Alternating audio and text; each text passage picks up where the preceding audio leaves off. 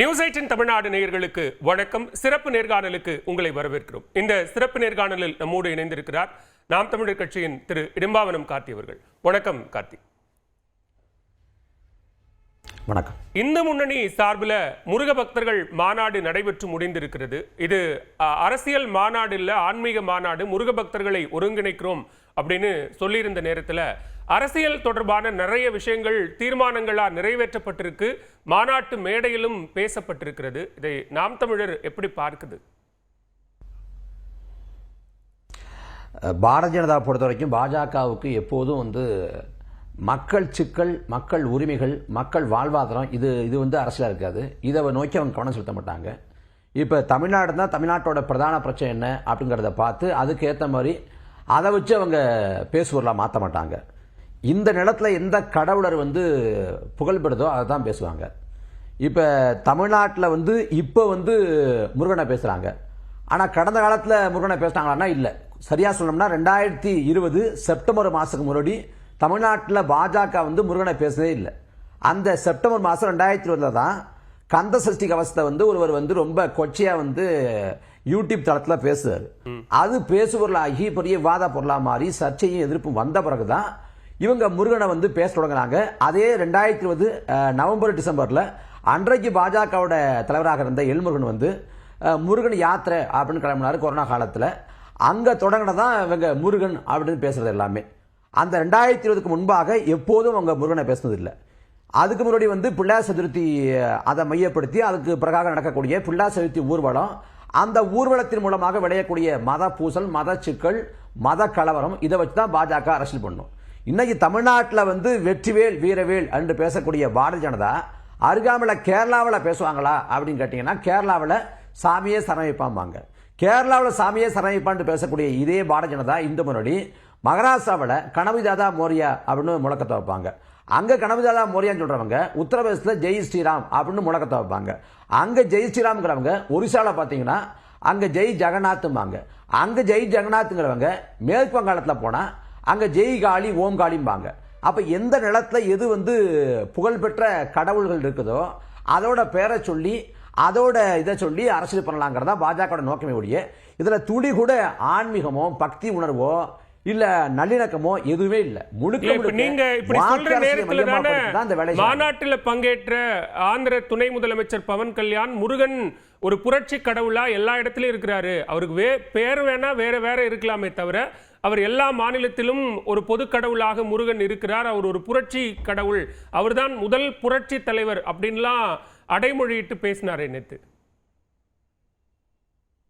உத்தரப்பிரதேசத்தில் போய் ஐயா மோடி இல்ல பவன் கல்யாண் போன்றவங்க முருகனோட புகழ் பாடட்டும். உத்தரப்பிரதேசத்துக்கு போய், சத்தீஸ்கர் போய், ஜார்க்கண்ட் போய், வட மாநிலங்களில் போய், இல்ல ஆந்திராவுக்கு போய், கேரளாவில் போய் அங்க முருகன் கோயிலை நிறுவி முருகனோட புகழ் பாடட்டும். ஒருபோதும் பாட மாட்டாங்க.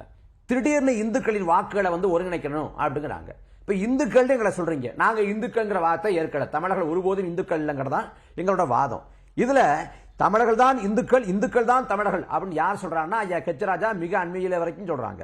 அப்ப தமிழர்கள் தான் இந்துக்கள், இந்துக்கள் தான் தமிழர்கள்னா ஈழ பெருநிலத்தில் கொன்றொழிக்கப்பட்ட 1.25 லட்சம் தமிழர்கள்ல குறைந்தபட்சம் 1 லட்சம் பேர் இந்து. அவங்க முருகனை வழிபட்டாங்க, சிவனை வழிபட்டாங்க, ஐயனார் வழிபட்டாங்க, சுடலைமானதை வழிபட்டாங்க. இவங்க சொல்ற சோகால்டு இந்து தான் அவங்க. அப்ப ஈழத்துல 1.25 லட்சம் தமிழர்கள்ல குறைஞ்சபட்சம் 1 லட்சம் பேர் இந்துன்னா அந்த இந்துக்களை கொன்றொழித்தவன் பௌத்தன் ராஜபக்சே. அவன் திருப்பதி வெங்கடாசலபதி கோயிலுக்கு வழிபாட்டுக்கு வர்றப்ப அந்த நிலத்துல இந்து கோயிலை இடிச்சு தகர்த்துட்டு அங்க இந்துக்களை கொண்டடிச்சிட்டு திருப்பதி வெங்கடாசலபதி கோயில உனக்கு என்னடா வேலைன்னு இந்த முன்னாடி கேட்கல. மாறாக அன்றைக்கு இருந்த ஐயா ராமகோபாலன் சொன்னாங்க வழிபாட்டுக்கு வர்றவங்களை தடுக்க கூடாது அப்படின்னு சொல்லி. இதே ஐயா ராமகோபாலன், மறைந்த ஐயா ராமகோபாலன் அன்னைக்கு பேசினாங்க. அப்ப ராஜபக்ச திருப்பதி வெங்கடாசலபதி கோயிலுக்குள்ள வந்தா அதை இந்து முன்னணி நீ வரவேற்குது. அதே சமயத்துல நாம் தமிழக கட்சியோட மாநில உரிமைப்பாளர் அண்ணன் ஹுமாயூன் கபீர் இங்க தஞ்சை பெருவிழா கோயிலுக்குள்ள போனா ஹுமாயூன் கபீருக்கு தஞ்சை பெருவிழா கோயிலுக்குள்ள என்ன வேலை அப்படின்னு கேக்குறாங்க. பாட்டன் கட்டின கோயிலுக்குள்ள பேரன் போறாரு, அவளானே நாங்க எங்க இந்துக்களானோம்? முதல்ல முருகன் யார் அப்படின்னு சொல்லட்டும். முருகன் வாழ்ந்து மறைந்த முன்னோர், எங்கள் மூதாதை தமிழின முன்னோர், குறிஞ்சி நிலத்தோட தலைவனா வாழ்ந்தவன் தான் முருகன். அவர் வாழ்ந்து மறைந்து இறந்து போயிட்டாரு. அப்படி இறந்து போன முன்னோரை நாங்க எங்க முப்பாட்டன் அப்படின்னு போட்டுறோம். அவரே எங்களுக்கு வந்து தெய்வமா மாறிட்டார் இன்னைக்கு. அப்படிதான் முருகன், அப்படிதான் கொற்றவை, அப்படிதான் வருணன், அப்படிதான் இந்திரன், அப்படி எல்லாருமே அப்படிதான். அப்படி எங்களோட முன்னோரோட இந்த கதாபாத்திரங்களை எடுத்துக்கிட்டு அவங்க ஒரு கதையை புனைஞ்சு அந்த கதையை இதிகாச புராணமா நிலையெடுத்துட்டாங்க. இதுல முருகன் இந்து அல்ல, சிவன் இந்து அல்ல. அதை விட என்னன்னா முருகனும் சிவனும் அப்பா பிள்ளையே கிடையாது. முருகன் வாழ்ந்த காலம் வேற, சிவன் வாழ்ந்த காலம் வேற. ஆனா ரெண்டு கதாபாத்திரையும் அப்பா பிள்ளையாக புனைஞ்சு அதை இதிகாச புராணமாக அவங்க வச்சுக்கிட்டு இன்னைக்கு வந்து எல்லாரும் இந்துக்கள் அப்படிங்கிறாங்க. இந்துக்கள் அப்படின்னா காவிரியில தண்ணி கட்டி நாங்க போராடுறப்ப அன்னைக்கு தண்ணி தர மாட்டேன் அப்படின்னு கர்நாடகா மறுக்குது. தமிழ்நாட்டுல விவசாயிகள் வந்து தற்கொலை பண்ணி சாகுறாங்க. அப்ப இந்துக்கள் சாகுறாங்க அப்படின்னு ஒருத்தர் கொண்டிருக்கலையே. பவன் கல்யாண் இவ்வளவு பேசுறாருல, சந்திரபாபு நாயுடு தலைமையில தான் இன்னைக்கு அவர் அமைச்சர் இருக்கிறாரு.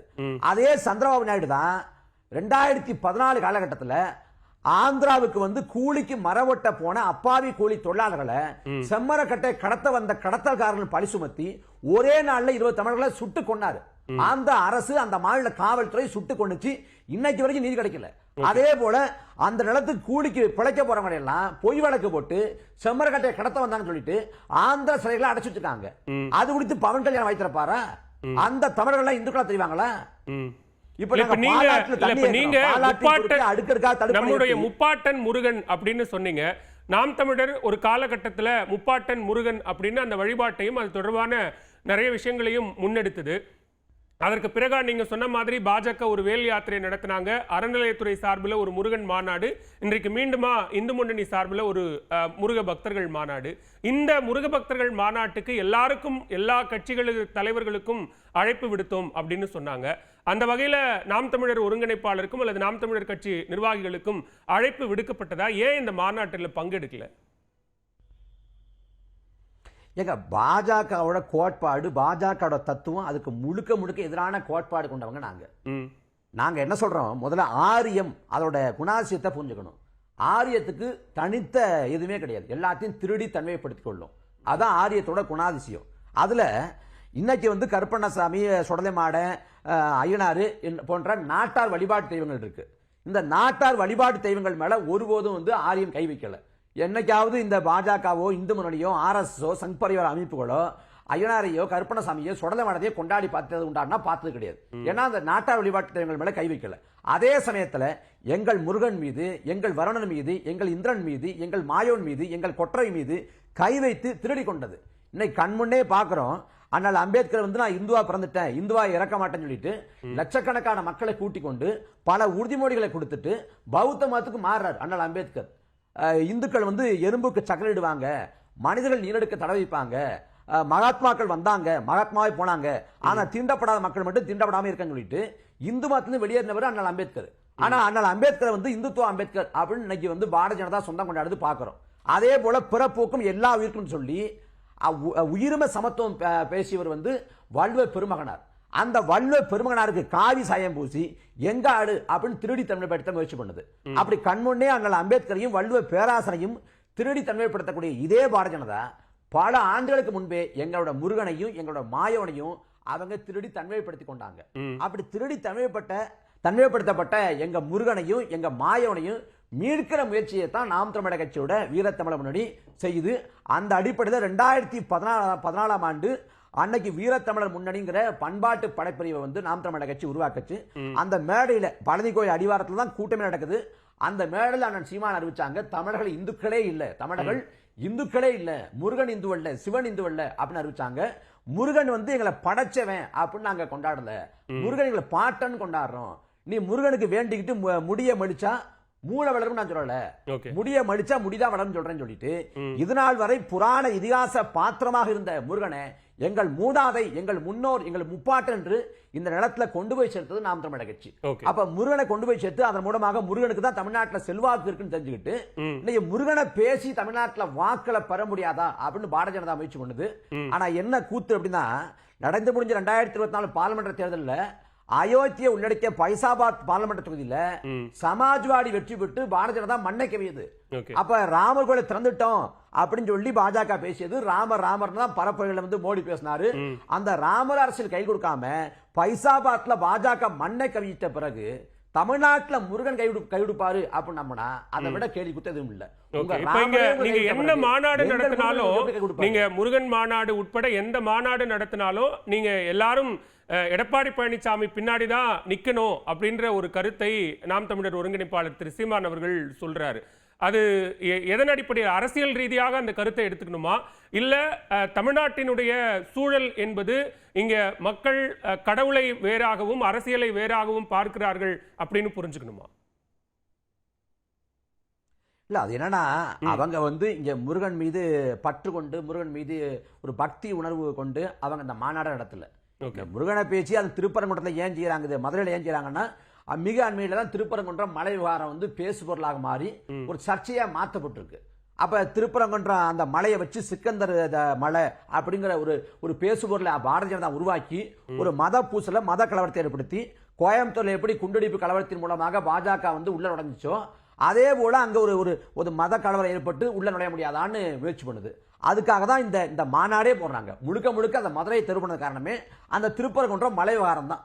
அப்ப இதன் மூலமா ஒரு வாக்கு வங்கி அரசியல்ல கொஞ்சம் முன்னகர முடியாதா, இல்ல பாஜக வளர்ந்துட முடியாதாங்கிற அந்த தேர்தலை மையப்படுத்திய கணக்கு தான் இது. இதுல நாம என்ன சொல்றோம்னா, நீ என்ன பண்ணாலும் நீ தனிச்சு போட்டிட போறதில்லை. 234 தொகுதியில தனிச்சு போட்டிடுவதற்கான வல்லமை பாஜக கிடையாது. அது எடப்பாடி பழனிசாமி கீழே தொங்கு சரியா தான் பாஜக இருக்க போகுது. அப்ப எடப்பாடி பழனிசாமி கீழே இருக்க போறதுக்கு எதுக்கு முருகன் மாநாடு போட்டு நாடகம் போடணும்? இன்னைக்கு அவங்க அதிமுக சொல்லிட்டாங்க, அந்த மாநாட்டில் இயற்றப்பட்ட தீர்மானங்களுக்கு எங்களுக்கு சம்பந்தம் இல்ல, அதை நாங்க ஏற்கலன்ட்டாங்க. அப்புறம் என்ன மாநாட்டில் கிடைக்க போகுது உங்களுக்கு? இது ஒரு நாள் கூத்து தான். தமிழ்நாட்டில் பாஜக என்ன பண்ணாலும் ஒரு நாள் கூத்து தான். அதை தாண்டி வாக்கு அரசியலையோ இல்ல மக்கள் செல்வாக்களையோ பாஜக ஒரு அடி கூட முன்னகர போறதில்லை. இல்ல, மக்களினுடைய ஒரு சென்டிமெண்ட் அப்படின்னு ஒண்ணு இருக்குல்ல, அது இறை பக்தி, இந்துக்களுக்கு எதிராக, பெரும்பான்மை இந்துக்களுக்கு எதிராக ஒரு அரசியல் நடக்குது, நம்ம அந்த அரசியலை முறியடிக்கணும், கோயில்களை அறநிலையத்துறை வசமிடமிருந்து நாம ஒரு பொது வாரியத்துக்கு கொண்டு போகணும் அப்படின்லாம் பேசும்போது ஒரு தொடர் உரையாடல் அல்லது ஒரு நரேட்டிவ் செட் பண்ணும்போது மக்கள் மனதில் அது தாக்கத்தை எதுவும் ஏற்படுத்தாதுன்னு நினைக்கிறீங்களா? இல்ல, இதெல்லாம் ஒரு தாக்கத்தை ஏற்படுத்தாதுங்க. இது பல்லாயிரக்கணக்கான மக்கள் கூடுனாங்க, லட்சக்கணக்கான மக்கள் கூடுறாங்க அப்படின்னு சொல்லிட்டு அவங்க பெருமை பேசுறாங்க. அது எல்லாம் கூடி கடைஞ்சிட்டாங்க. மற்றபடி தமிழ்நாட்டு மக்களோட மனநிலையிலேயோ தமிழ்நாட்டு மக்கள் மத்தியிலேயோ இந்த மாநாடு தாக்கத்தை ஏற்படுத்தி அது பாஜக பக்கம் எல்லாரையும் தள்ளிடுமான்னா ஒருபோதும் தள்ளாது. அந்த அளவுக்குலாம் ஒருபோதும் பயன் தர போறது இல்லை. இது ஒரு நாடகம், ஒரு கேலி கூத்து, அவ்வளவுதான்.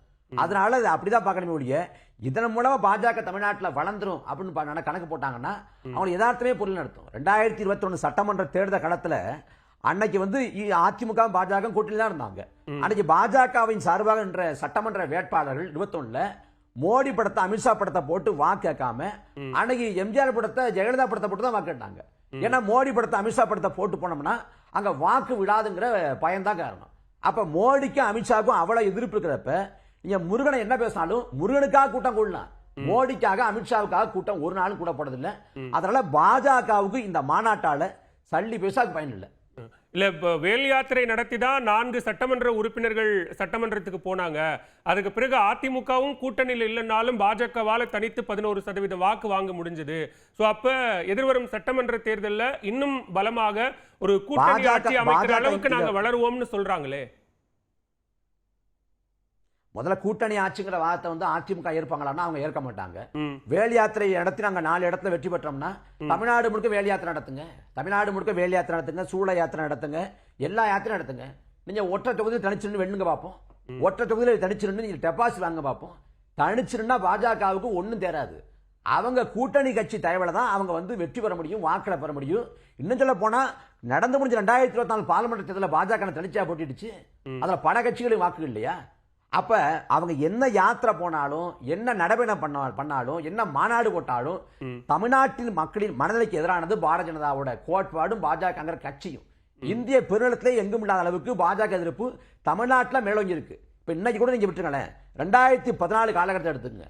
2014 காலகட்டத்தில் குஜராத் வளர்ச்சி பெற்ற மாநிலம், குஜராத் போல இந்தியா வளர்ச்சி வரணும்னா மோடிக்கு ஓட்டு போடுங்க அப்படின்னு எல்லாரும் சொன்னாங்க.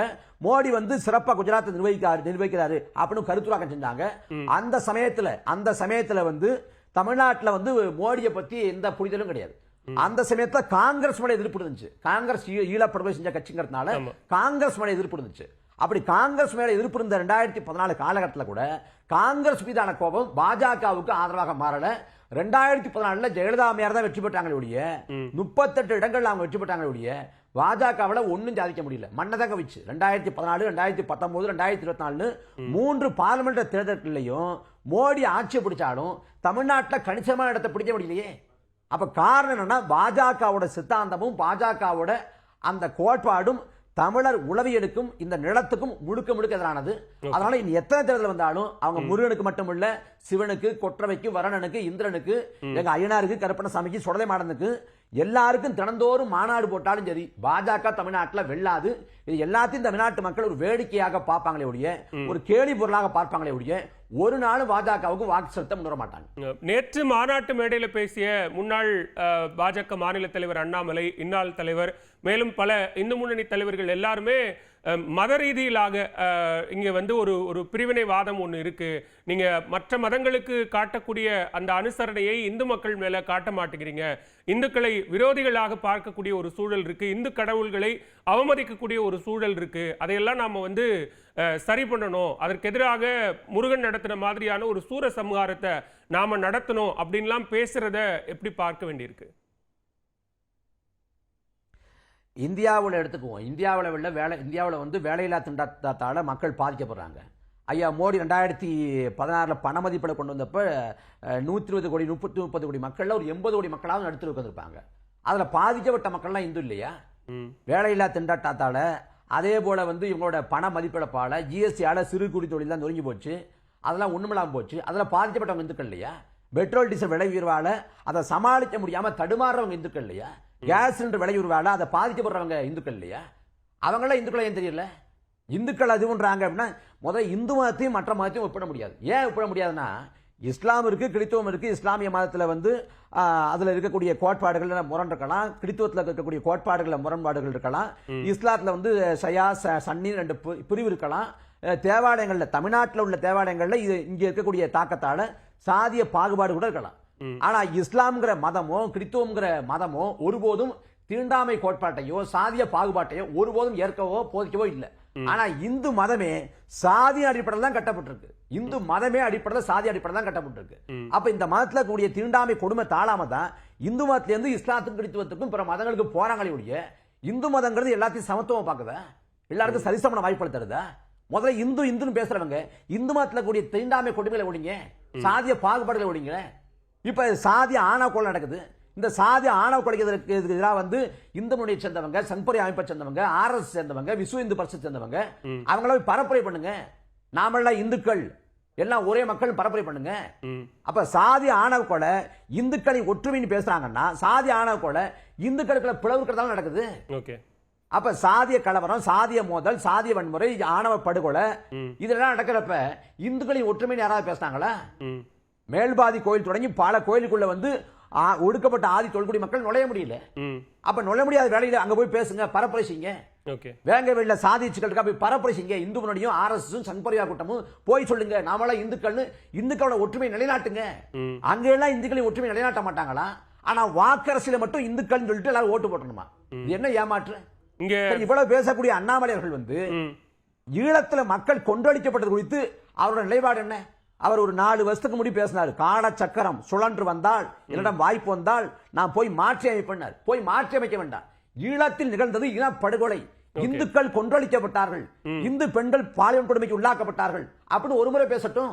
இந்துக்களை கொன்றளித்தது பௌத்தன் ராஜபக்சே, அது இனப்படுகொலை, போர் குற்றம் என்று ஒரே ஒரு முறை தமிழ்நாட்டு நிலத்துல அமித்ஷாவோ நரேந்திர மோடியோ வாய் திறப்பாங்களா? அப்ப ஈழத்துல கொன்றளிக்கப்பட்ட மக்கள் இந்துக்கள் இல்ல. ஏன் இந்துக்களை பார்க்க மாட்டீங்க? ஏன்னா அங்க உங்களுக்கு வாக்கு இல்ல, தமிழ்நாட்டில் வாக்கு இருக்கு, அதனால இந்துக்கள் பேசுவீங்க. அப்ப இது எல்லாமே முழுக்க ஏமாற்று நாடகம். தமிழ் மக்களை வந்து ஏமாற்றுவதற்கான முழுக்க சூழ்ச்சியும் வஞ்சகம் நிறைந்த செயல்தானே ஒழிய இதுல துளி கூட பக்தி உணர்வோ இல்ல ஆன்மீக உணர்ச்சியோ இல்ல. இங்க திராவிடத்தை வீழ்த்துவோம் அப்படிங்கிறத போஸ்டர்கள் தொடங்கி வீடியோ காட்சிகள் வரைக்கும் தொடர்ச்சியா அந்த முழக்கத்தை முன்வைக்கிறாங்க. பொது அழைப்பின் அடிப்படையில் அதிமுகவினுடைய முன்னாள் அமைச்சர்கள் அந்த மாநாட்டில் பங்கேற்கிறாங்க. அவர்கள் அதை நீங்க சொன்ன மாதிரி ஏற்றுக்கொள்ளல அப்படின்னாலும் அவர்கள் அதில் பங்கேற்றிருக்கிறார்கள். அப்படின்னும் போது அரசியல் ரீதியாக அதிமுகவும் பாஜகவும் கூட்டணியில் இருக்கும்போது தமிழ்நாட்டினுடைய அரசியல் சூழல் மாற்றத்திற்கு அதிமுக துணை போகிறதுங்கிற குற்றச்சாட்டை நீங்க எப்படி பார்க்கிறீங்க? இல்ல, திராவிடம்ங்கிற கோட்பாடு எங்க இருக்குன்னு கேக்குறேன். இரண்டு பேரும் திராவிட கட்சி, திமுக அதிமுக, ஒன்னு அண்ணா தொடங்கிய இயக்கம், ஒன்னு அண்ணாவின் பேர்ல இருக்கக்கூடிய இயக்கம். ரெண்டு பேரும் திராவிட அப்படிங்கிற அந்த சொல்லாடல வந்து கட்சியின் பேர்ல வச்சிருக்காங்க. திராவிடம்னா என்ன? திராவிடம் எங்க இருக்கு? 99 2000 காலகட்டத்தில் அன்னைக்கு பாஜகவும் திமுகவும் கூட்டணி இருந்த காலகட்டத்தில் இந்துத்துவத்தோட ஒரு பகுதி தான் திராவிடம் என்று சொன்னது வந்து பங்காரு லட்சுமணன். அப்படி சொன்னப்ப திமுகவும் வாய்மூடி மௌனமா இருந்துச்சு, அதிமுக வாய்மூடி மௌனமா இருந்துச்சு.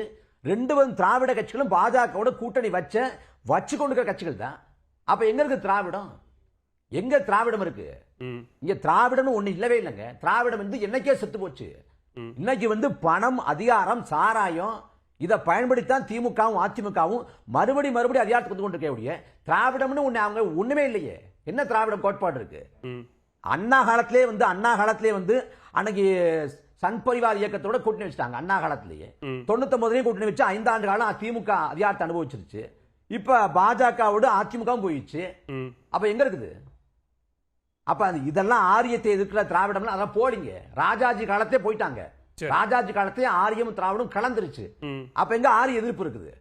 சும்மா சொல்லலாம் திராவிடத்துக்கு நாங்க தான் உண்மையா இருக்கோம் அப்படின்னு திமுக. இல்ல திராவிடம் எங்கள்கிட்ட இருக்குன்னு அதிமுக. திராவிடம் ஒண்ணு இல்லவே இல்லைங்க, அது செத்து போச்சுங்க. இன்னும் சொல்ல போனா ஆரியத்தோட தென்னக பதிப்பு, மறுபதிப்பு தான் திராவிடம். ஆரியத்தோட கள்ள குழந்தை, போலியான எதிரி தான் திராவிடம். இங்க நிறைவு கேள்வியா இதை வைக்கிறேன். முருக பக்தர்கள் மாநாடு அல்லது அடுத்தடுத்து பாஜக உள்ளிட்ட அவர்கள் சார்ந்த அமைப்புகள் முன்னெடுக்கக்கூடிய நகர்வுகள் என்பது 2026 தேர்தலில் ஏதாவது தாக்கத்தை ஏற்படுத்தும்னு நினைக்கிறீங்களா? ஒரு தாக்கத்தையும் ஏற்படுத்தப்படுறதில்லை. தொலைக்காட்சி விவாதங்களுக்கு வந்து பேசு பொருளாக, விவாத பொருளாக இருக்கும். மக்கள் மத்தியில் வந்து ஒரு கேலி பொருளாக, ஒரு நகைச்சுவை பொருளாக, ஒரு பேசக்கூடிய ஒரு செய்தியா இருக்கும். அதை தாண்டி வாக்கு அரசியல்ல, மக்கள் மனநிலையில எந்த தாக்கத்தையும் ஏற்படுத்தப்படுறதில்லை. ஏன்னா முருகனை வந்து பாஜக வந்து இந்து முன்னணி வந்து அறிமுகப்படுத்தல. முருகனை காலங்காலமா வழிபடுறாங்க, கொண்டாடுறாங்க, இங்க படையிடுறாங்க, இங்க மாலை போட்டு போறாங்க. அது தமிழ்நாட்டில் இருக்கு. அறுபடை வீட்லயும் போய் அங்க வந்து வழிபாடு செய்றாங்க. புதுசா முருகனை இவங்க அறிமுகப்படுத்துற மாதிரி இதுக்கு முன்னாடி எங்க இருந்தீங்க? 2020 செப்டம்பருக்கு முன்னாடி இந்த பாரதிய ஜனதா பாஜக சேர்ந்த தலைவர் பெருமக்கள் யாராவது பொதுவெளியில, பொதுக்கூட்டங்கள்ல, திருமண கூட்டங்கள்ல, கருத்தரங்கள்ல இல்ல விவாதங்கள்ல முருகன் பேசிருக்காங்களான்னு பாருங்க. அதுக்கு முன்னாடி தமிழ்நாட்டில் ஜெய்காலி, ஓம்காலி தான் சொல்லுவாங்க. இப்பதான் வெற்றிவேல், வீரவேல். தமிழ்நாட்டில் நாம் தமிழக கட்சி எங்கள் முப்பாட்டன் முருகன், எங்கள் மூதாதை முருகன், எங்கள் முன்னோன் முருகன், நாங்கள் முருக பெரும்பாட்டனை போட்டணும். அப்ப முருக பெரும்பாட்டனுக்கு தான் தமிழ்நாட்டில் செல்வாக்கு இருக்குன்னு உணர்ந்துகிட்டு அப்ப முருகனை திருட பாக்குறாங்க. ஏன்னா எல்லாத்தையும் திருடி தன்மைப்படுத்திக் கொள்வாங்க. உதாரணம் சொல்லணும்னா புத்தர் வந்து முழுக்க இந்துத்துவ கோட்பாடு எதிர்த்தார். ஆனால் அம்பேத்கர் சொல்றப்ப பௌத்தத்துக்கும் பார்ப்பனத்துக்குமான சண்டை தான் இந்திய வரலாறு அப்படின்னு பதிவு பண்றாரு. அந்த புத்தரை வந்து விஷ்ணுவோட 3ஆம் அவதாரம் என்று சொல்லி தன்மைப்படுத்துறாங்க. அதே போல வைகுந்தர் வந்து இந்த சனாதன கோட்பாடு எதிர்த்து புரட்சி பண்ணவர். அவரையும் ஒரு அவதாரம் அப்படின்னு சொல்லி தன்மைப்படுத்துறாங்க. மராத்திய சிவாஜி இஸ்லாமிய மக்களோடு இணக்கமா இருந்தவர், தன் படைகளில் இஸ்லாமிய தளபதிகளை வச்சிருந்தவர். அந்த மராத்திய சிவாஜியை தன்மைப்படுத்தி திருடி கொள்றாங்க. அப்படி எல்லாத்தையும் திருடி தன்மைப்படுத்துவது போல எங்கள் பாட்டன் முருகனை திருடி தன்மைப்படுத்தி அவருக்கு காவி சாயம் பூச முயற்சி பண்றாங்க. அதற்கான வேலைதான் இது. மானத்தமிழ் பிள்ளைகள், பிரபாகரன் பிள்ளைகள் ஒருபோதும் அதை அனுமதிக்கவோ, அதை ஏற்கவோ, அதை வந்து விழவோ மாட்டோம். எங்கள் பாட்டன் முருகன் என்பதை தமிழனிடத்துல நாங்க ஓங்கி சொல்லுவோம். நாங்கள் தமிழர்கள் இந்துக்களே இல்லைங்கிறத வாதத்தையும் உறுதியா வைப்போம். நிச்சயமாக. மிக்க நன்றி இடுமாவனம் கார்த்தி. இந்த நேர்காணலில் பங்கேற்று பல்வேறு கேள்விகளுக்கும் பதிலளித்து மிக்க நன்றி. மீண்டும் மற்றொரு நேர்காணலில் சந்திக்கலாம். நன்றி, வணக்கம்.